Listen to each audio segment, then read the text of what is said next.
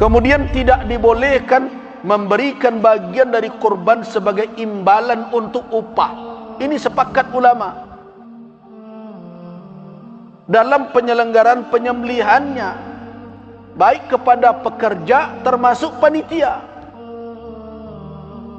Jadi menyediakan kupon khusus untuk pekerja, menyediakan kupon khusus untuk panitia, dan mendapatkan dengan kupon itu daging korban tersendiri atas nama itu namanya ujrah, jasa, imbalan dari pekerjaan. Itu dilarang oleh Nabi.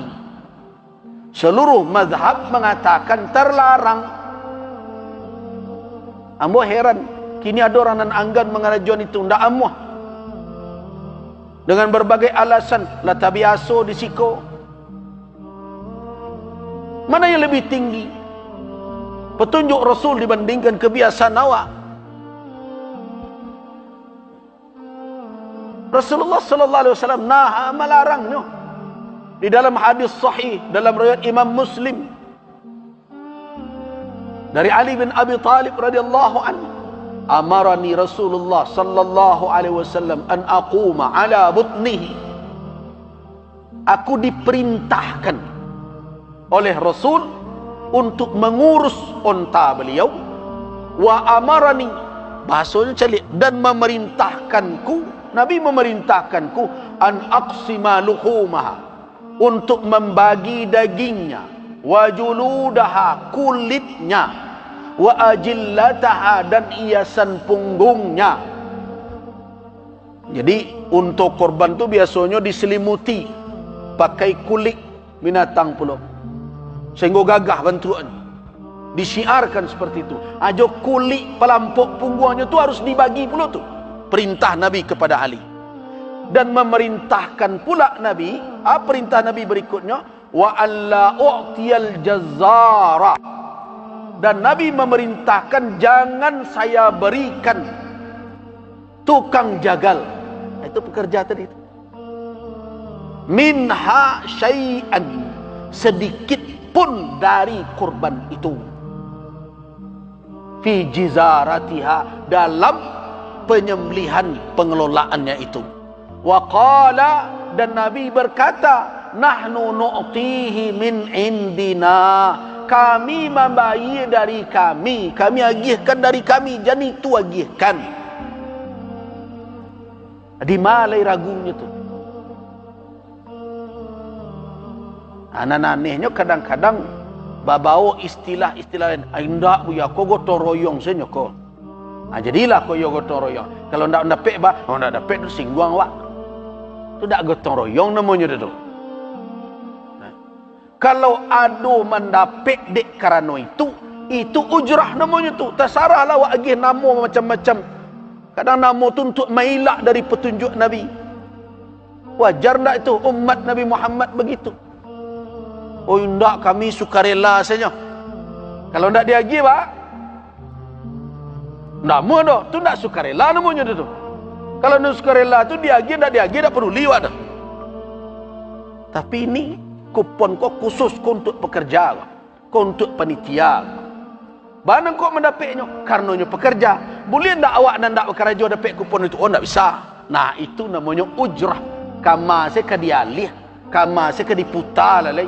Hakikatnya itu jasa pekerjaan. Itu nan dilarang dek Rasul. Tapi bukan berarti orang itu ndak boleh mendapat upah. Boleh. Tapi indak dari korban tu. Nabi mengecehkan, nahnu nu'tihi, kami maginya. Nah berarti harus disediakan jasa itu oleh nan punya korban. Waduh nandak namu panitia peserta tu ustaz buya. Ya ndak berang-berang tak masalah dah ndak namuhnya. Agian jawi kayaknya. Aku jawi ibu bantailah surang. Kulitilah surang. Cancanglah surang, bagianlah surang. Selesai masalah. Karena nan tasuruh menyembelih, nan tasuruh menguliti, nan tasuruh membagikan sia.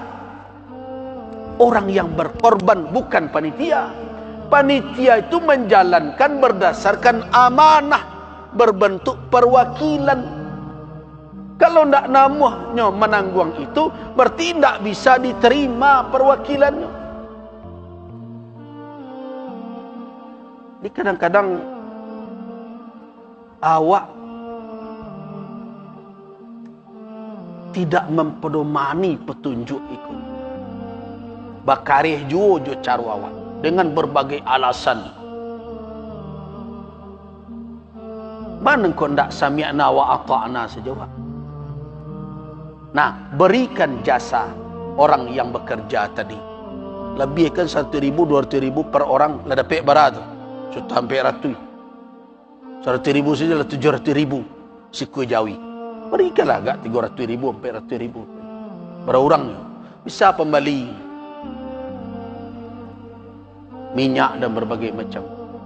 Tapi untuk jatah dia sebagai warga, berhaknya dapat. Karena itu bukan imbalan kerja. Silakanlah.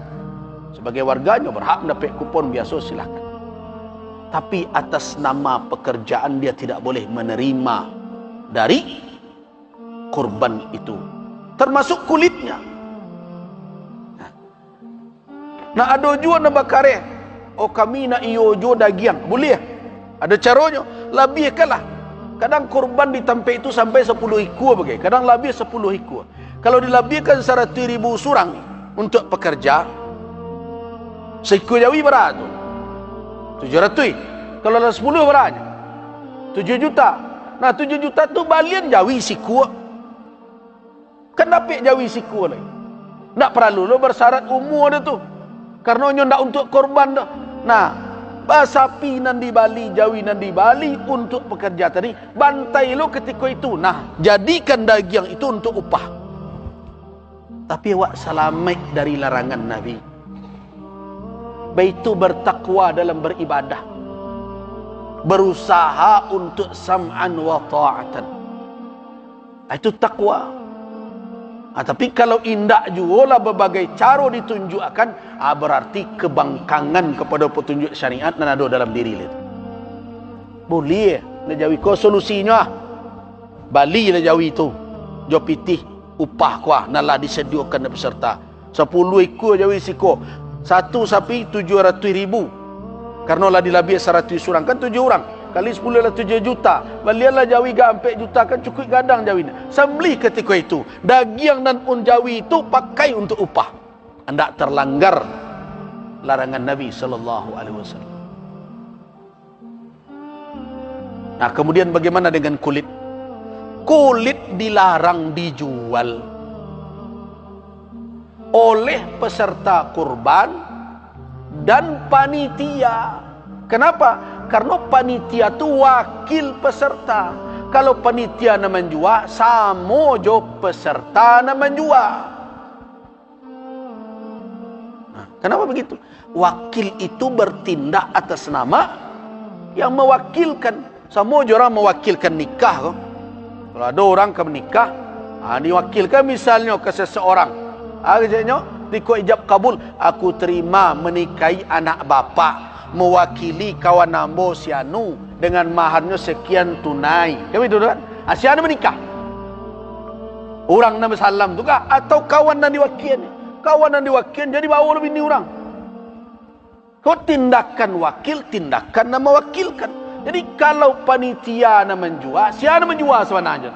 Peserta. Kan dilarang dek Nabi. Nah. Di dalam hadis Abu Hurairah diriwayatkan oleh Al-Imam Al-Hakim An-Naisaburi. Imam Hakim mengatakan hadis ini sahih. Syalbani mengatakan hasan. Hadis ini bisa jadi hujjah. Man ba'a julda udhiyatihi, siapa yang menjual kulit korbannya, fala udhiyatalah. Tak ada korban tu inyo. Nah, tak ada yang keluar dari hukum itu melainkan sebagian dari kalangan Hanafiyah. Dan lain mengecekkan haram.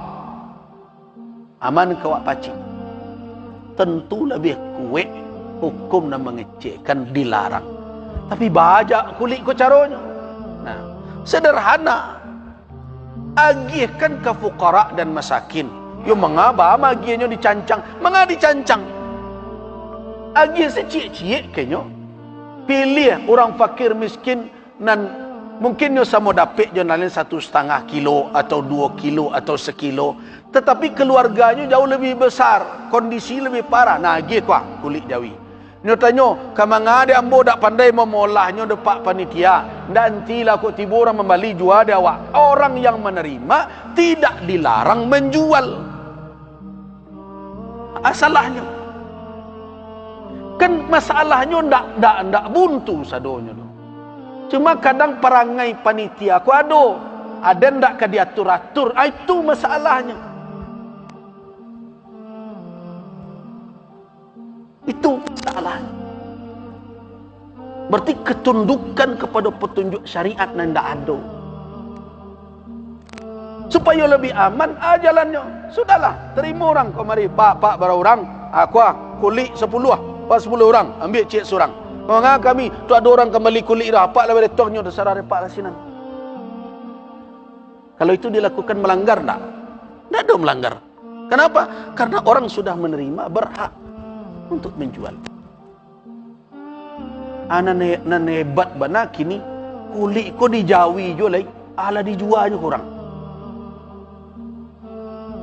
Dun tangga dari Jawi lejuanya terima biti. Dan berbagai macam. Nah, Bapak dan Ibu jamaah rahimakumullah. Banyak lagi sebenarnya yang perlu kita perbaiki. Cara pemberian. Kadang dek karano caru awak tu ada lu nandak tapi orang fakir, orang miskin dan tahari lah.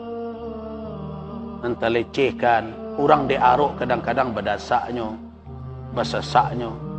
Padahal kita harus menjaga sedekah itu jangan diiringi oleh adza, oleh kalimat, sikap yang menyakiti orang yang menerima, yang merendahkannya.